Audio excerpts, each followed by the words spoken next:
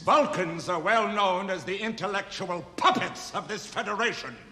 Before we deep dive into this analysis, let me address the common criticism that everyone on this subject always brings up. Yes, I recognize how production schedules work, how makeup costs and timing limitations work, and of course, the overall financing issues of a series. I promise you, it is far more likely that I understand how everything works on a film set better than most people watching this. Even with budgetary constraints, you can write in dialogue as well as construct scenes that portray a diverse and far-stretching Federation while still having mostly humans due to budgetary concerns. And it's ironic to me that the writers of the original series, The Next Generation, and Deep Space Nine went out of their way to show Starfleet in a particular light, and yet people still say it was because of budget. Within the various series, the characters discuss how Starfleet's internal operations work, and so, though the inferences and dialogue will be what they will be in this analysis, do not blame me. Up until about 100 years ago, there was one question that burned in every human, that made us study the stars and dream of traveling to them. Are we alone? When exploring the internal makeup of Starfleet, we have to first look at the Federation's genesis and the species that established it. The United Federation of Planets was formed by 4 different aliens: humans, Vulcans, Tellarites, and Andorians. These 4 different kinds of this budding superpower would set their capital on the United Earth. Both the Council and the UFP's president would reside on this planet, meaning that the planets would have to send various delegates to Earth. When the United Federation of Planets decided to found an exploratory and humanitarian division, it was all of their opinions that the starship frame designs would be based on the United Earth schematics, along with the name of the UE's former exploratory branch, specifically Starfleet. Technologies from every species were incorporated into these new, more advanced vessels. Starfleet's core mission was to explore brave new worlds and discover new civilizations, but as stated, it would also provide for the common defense as well as to assist any planet or government that would request it. This didn't mean that member states weren't able to maintain their own fleets. Indeed, we see evidence of science and militia vessels well into the 24th century. Starfleet was just the federalized version where all races, even those who weren't member worlds of the Federation, could serve under its banner.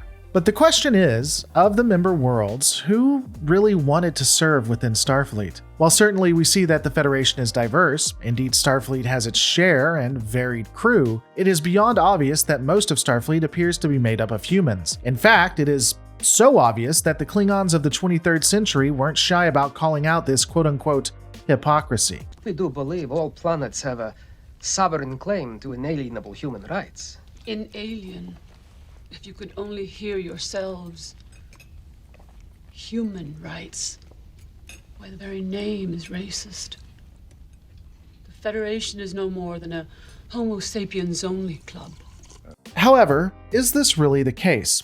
Certainly there are races that may not consider Starfleet service to be the top tier of one's achievement. We know that some well-known Vulcans consider Starfleet service to be a waste of abilities, and it's possible this was a standard for the entire culture. Admissions appear to be quite restrictive originally as well. We know that initially becoming a Starfleet officer was a very prestigious affair. You were tested at the Federation's capital, and the evaluations were beyond grueling.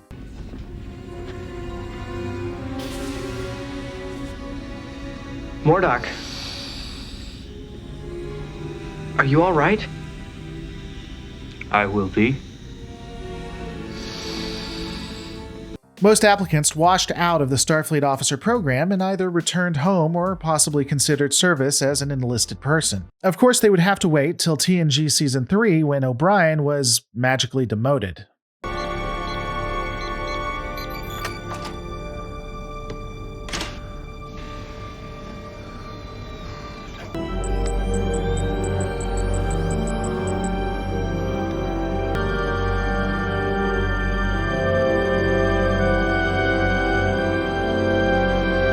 But it was possible to still be a part of Starfleet. This presents a few problems and could explain why there are more humans than other species as well. As far as we can tell, based on the dialogue from the original series, TNG, and DS9, Starfleet Academy was based on Earth. Now, looking at these same series, as well as even others, we know that Federation space was probably the best place to be. But The further you got away from the core worlds, the harder times likely were. Living on a colony could be perilous and even hard work comparatively. Additionally, again, it seems like in order to take the test, you must ultimately travel to the capital. So, the ability to get back to the United Earth from, let's say the colonies right next to the Cardassian border could be somewhat difficult. And I know it probably doesn't need to be pointed out, but this does create a natural advantage for humans, Earth being where most of them come from, and that's where Starfleet Academy is. The last piece in this segment is to look at the spirit of the founding members and perhaps how the individual races work within Trek itself. In the original series, we know that the USS Enterprise was referred to as an Earth vessel. Additionally, the outposts on the Romulan border are Earth bases. There are two things to glean from this. First, in theory, the war with the Romulans that necessitated the creation of the bases was between the United Earth and the Romulans for a time. We know the coalition of planets played a part, but they were still separate entities more or less. So it's possible that the Romulans were unaware of the extent the formation of the Federation had. Though this would not explain why Spock referred to them as Earth bases. Referring to the map on your screens, you will note beyond the moving position of our vessel, a line of Earth outpost stations. However, what could explain it is how Starfleet was originally constructed. When we analyze the 4 species that founded the United Federation of Planets, the ones most interested in exploration were, humanity. It's possible, if not likely, that Starfleet was a kind of pet project for humanity itself. Everyone was welcome to be a part of it, of course, but the fact that it shares the name with the United Earth's Starfleet, as well as the fact that bases were considered to be Earth bases and likely came from materials from Earth, seems to support that the want to explore new worlds was originally a human notion. I don't even know that I would consider this to be something negative. If the Federation was meant to be a utopia where everyone could do what they want, there would certainly be types of people and even cultures that gravitate to various fields. There's nothing wrong with this if the social groupings naturally move that way. However, I'm not convinced this is the entirety of the reason we mostly see humans. It could play a part, of course, but there's something that seems a lot more reasonable and makes as much sense. When you look at all of this, the simple truth comes down to, biology. While we know that a lot of the species, if not most all of them, were created by one single entity in the alpha and beta quadrants, they all still evolve in vastly and varying different environments. The biology is similar enough for them to be able to interact, but not one-to-one.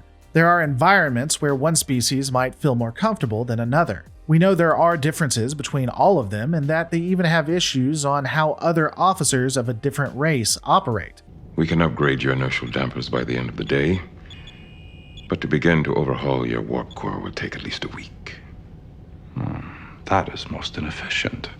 War is an inefficient business. A somewhat unprofessional attitude. However, I've come to expect a lack of professionalism and efficiency on starbases run by human officers.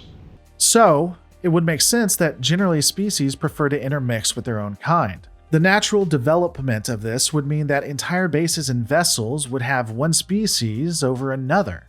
It would become the norm.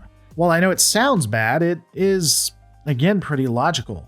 Alien races can easily interact with their own kind versus that of others, given nutritional and environmental standards would be easier to maintain. You could have a specific kind of atmosphere that rarely had to worry about other species. If someone wished to join the crew of a ship that was predominantly one race or another, so that wouldn't be an issue, it would just come down to societal norms and what cultures preferred. Again, this doesn't mean you can't have a diverse crew and diverse installations. It's just what makes sense for this universe. While there may be something that feels inherently wrong with the various races choosing to sequester themselves with others of their own kind, the Federation doesn't appear to try and fight this trend. And before I end this, do I really have to talk about how this is a fictional universe, so let's not try to make it about the races in real life? I mean, Jesus Christ, people, Vulcans and humans are not the same as humans and humans, so just calm down. In the end, is Starfleet a Homo sapiens only club? If so, it would only be because of the humans' natural preference for exploration versus that of any monopoly or superiority. If not, then it's simply that the races will generally stick with their own due to logistics, and we've really only followed the human officers in the various series. But all of these are just the things I could find. What do you guys think? Let me know in the comments below. Don't forget to rate, comment, subscribe, and I'll see you on the next Lore Reloaded.